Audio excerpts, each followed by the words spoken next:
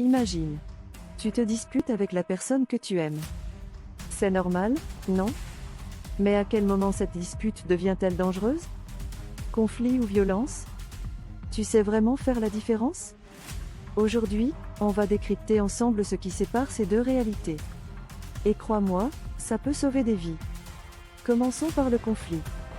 Dans un couple, c'est quelque chose de normal, deux personnes, deux caractères, deux visions du monde.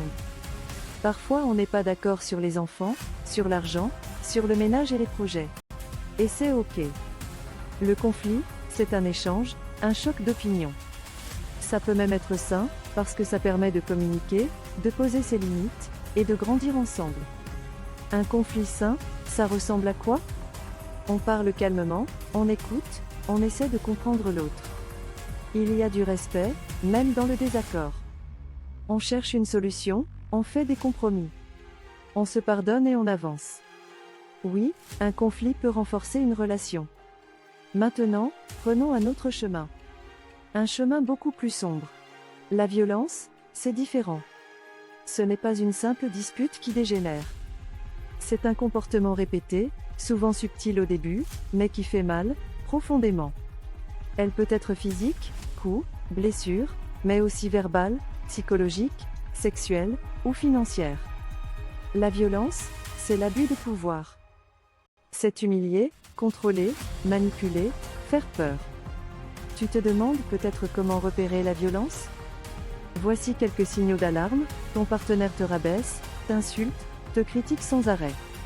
Tu as peur de lui ou d'elle, tu te sens étouffé, contrôlé.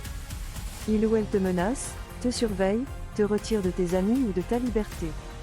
Tu vis des violences physiques ou sexuelles. Si tu te reconnais dans un de ces points, ce n'est plus une dispute, c'est un problème grave. Pourquoi est-ce important de faire la différence? Parce que confondre conflit et violence peut t'empêcher d'agir.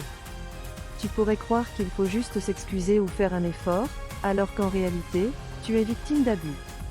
Et l'abus, ça détruit la confiance, l'estime de soi, et parfois même la vie. Reconnaître la violence, c'est le premier pas pour te protéger ou aider quelqu'un. Si tu vis ça, sache que tu n'es pas seul. Il y a des solutions: parler à des proches, contacter des associations, voir un professionnel. Ne reste jamais dans le silence. Le courage, c'est d'en parler. Pour finir, souviens-toi, un conflit, c'est normal. La violence, jamais. Si cette vidéo t'a aidé, partage-la autour de toi. Abonne-toi à notre chaîne Le Quotidien si tu veux plus d'astuces chaque jour, et pour mieux vivre tes relations et prendre soin de toi.